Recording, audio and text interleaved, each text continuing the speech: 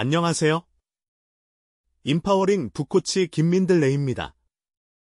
질문이 아주 흥미롭습니다. 블로그를 막 쓰고 싶어지는 요즘입니다. 최진석 교수님이 한평에서 운영하는 새말 새몸짓 철학 강좌 2024년 1기 커리큘럼 중 6강 제목입니다. 15에서 49세 신청 가능. 나이 제한으로 수강하지는 못하지만 질문에 대한 글쓰기로 12가지의 질문에 흥미로운 질문들이라 답하고 있습니다. 황당해도 되는가? 황당해야만 하는가? 황당스러운 질문입니다. 최진석 교수님 질문들이 처음 읽을 때 황당했지만 의미가 있을 것이라는 느낌에 이렇게 2강까지 재미있게 쓰고 있습니다. 황당스럽다는 상식적이지 않다. 예기치 않은 질문이나 상황이 벌어졌을 때, 어이가 없을 때 쓰곤 합니다. 어떻게 해야 할지를 모를 때 쓰는 말이기도 하죠. 황당스러운 일을 자주 만나야 한다는 뜻일까요? 황당스러운 일을 자주 만나면 어떤 일이 생길까요? 내가 생각하지 않은 방향에서 문제를 만난다는 뜻이 되겠죠. 거기에서 문제 해결력이 생기고 시야가 넓어질 수 있습니다. 내 생각이 너무 고루하고 고지식한 것은 아닌지 살펴볼 수 있고, 다양한 사고로 넓힐 수 있는 경험의 장이 되기도 하겠습니다. 나의 틀 안에 있는 상황이 상식이고, 나의 틀 밖에 있는 상황이 황당스러운 일로 비치게 될 테니까요. 황당스러운 상황에서 나는 어떻게 대처하는가? 황당스러운 상황에서 나는 어떻게 대처하는가가 중요하겠군요. 긍정적인 사람은 그 상황에서 문제 해결하는 과정을 배움으로 여기기도 하고, 상대를 알아보는 기회이기도 하고, 새로운 정보를 얻을 수 있다고 생각하겠죠. 반대로 부정적인 사람은 상황 그 자체를 부정하겠죠. 이런 일은 있을 수가 없고, 있어서도 안 된다고 생각해버리면 소통이나 관계가 어려워질 수밖에 없을 것 같습니다. 자신이 가지고 있는 지식과 정보가 가장 중요하고 맞는다고 생각하기 때문에 반대 정보를 무시하거나 자기 주장만 펼치겠죠. 유연성이 부족하다고 생각할 수도 있겠습니다. 최근에 제게 있었던 황당스러운 상황입니다. 발목 골절 수술 6주 후 보호대를 벗고 걷기 연습을 할 줄 알고 아주 기대감에 차 있었죠.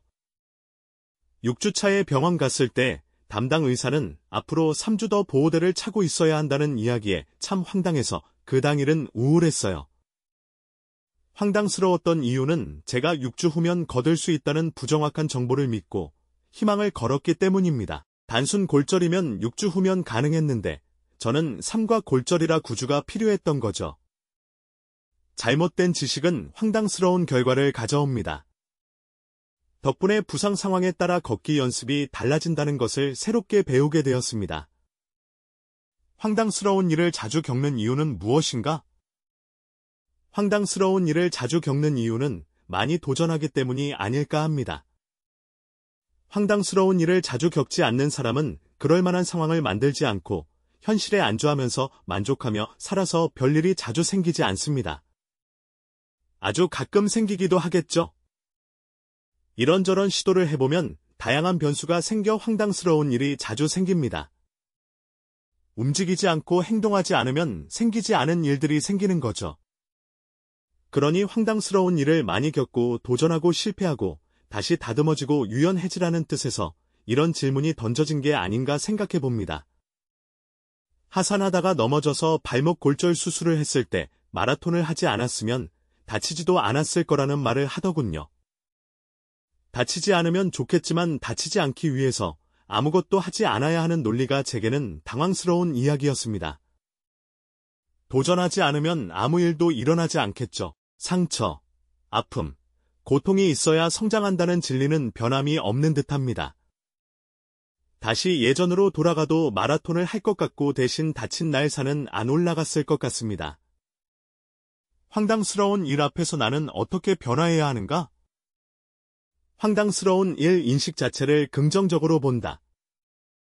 황당스러운 일을 만났을 때, 실패를 만났을 때 배움과 성장의 기회로 삼는 거죠. 상대를 이해할 기회이기도 하고, 나의 지식이 확장되는 기회이기도 하고, 내가 새롭게 성장하는 기회로 삼는 거죠. 그러려면 긍정적인 사고가 필수입니다.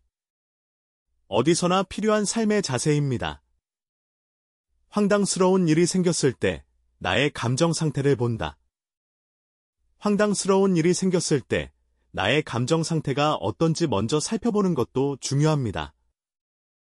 예전에 있었던 일과 연계하여 부정적 감정을 표출하는지, 해결 방법이 있어서 힘들어하는지, 결정할 수가 없어서 힘든지 등 자신이 왜 그런 상황에서 옴짝달싹할 수 없는 감정 상태인지를 객관적으로 살펴본다면 후에 문제가 생겼을 때 더 잘 대처할 수가 있겠지요.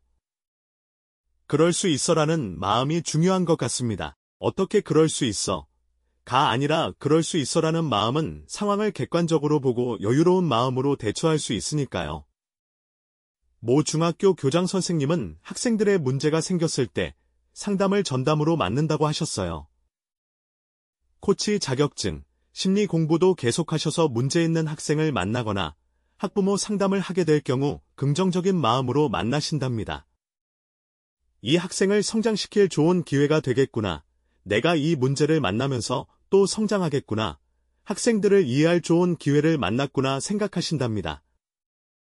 문제를 문제로 보지 않고 좋은 성장의 기회, 이해의 기회, 관계 개선의 기회로 보셔서 인상 깊은 분이었습니다. 황당해도 되는가? 황당해야만 하는가? 하는 주제의 글에서 저의 메시지는 황당한 일을 자주 만나자이고 핵심적인 3단어는 도전정신, 긍정성, 유연성이었습니다. 책을 읽고 독서 리뷰를 하는데 많은 시간이 필요한데 여러분의 좋아요, 댓글, 구독, 알림 설정은 큰 동기부여를 줍니다. 독서 리뷰에는 항상 실천 내용을 담으려고 합니다. 감사합니다.